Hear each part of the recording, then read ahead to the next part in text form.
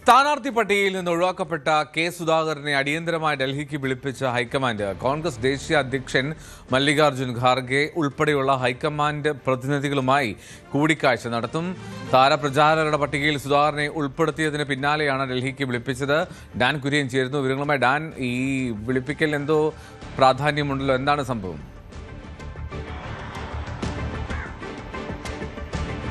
കഴിഞ്ഞ ദിവസം രാത്രി 10:30 കെ സുധാകരന് ഇന്ന് രാവിലെ അടിയന്തരമായി ഡൽഹിയിലെത്താനുള്ള നിർദ്ദേശം ഹൈക്കമാൻഡിന്റെ ഭാഗത്തു നിന്ന് ലഭിക്കുന്നത്. അങ്ങനെയാണ് രാവിലെ 6 മണിക്ക് ശേഷമുള്ള കണ്ണൂർ ഫ്ലൈറ്റിൽ അദ്ദേഹം കണ്ണൂരിൽ നിന്ന് ഡൽഹിയിലേക്കുള്ള ഫ്ലൈറ്റിൽ അദ്ദേഹം ഡൽഹിയിലേക്ക് പുറപ്പെട്ടത്.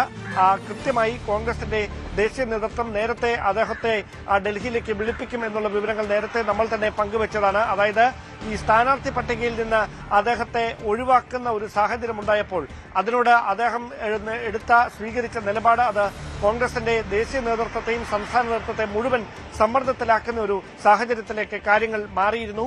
അതിന് പിന്നാലെയാണ് അനുനയ നീക്കത്തിന്റെ ഭാഗമായി പ്രചാരണ സമിതിയുടെ അധ്യക്ഷനായ രമേശ് ചെന്നിത്തല അദ്ദേഹത്തെ ഫോണിൽ ബന്ധപ്പെട്ടുകൊണ്ട് അദ്ദേഹത്തിന് മുമ്പിൽ പാർട്ടിയുടെ ഒരു പ്രധാനപ്പെട്ട ഓഫർ മുമ്പോട്ട് വെച്ചത്.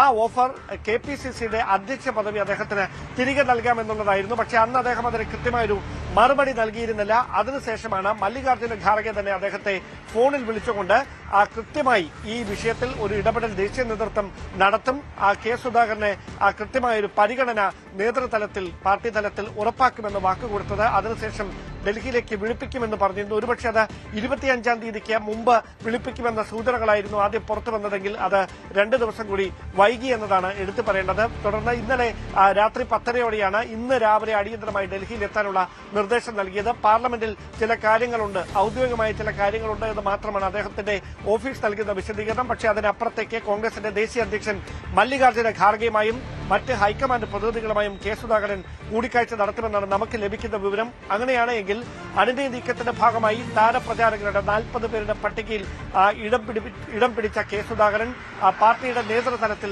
നിർണായകമായ ഒരു പദവിയിലേക്ക് എത്തുന്നതിന് മുന്നോടിയായിട്ടാണ് അദ്ദേഹത്തെ അടിയന്തരമായി ഡൽഹിയിലേക്ക് വിളിപ്പിച്ചത് എന്ന സൂചനകളാണ് ഇപ്പോൾ പുറത്തുവരുന്നത്.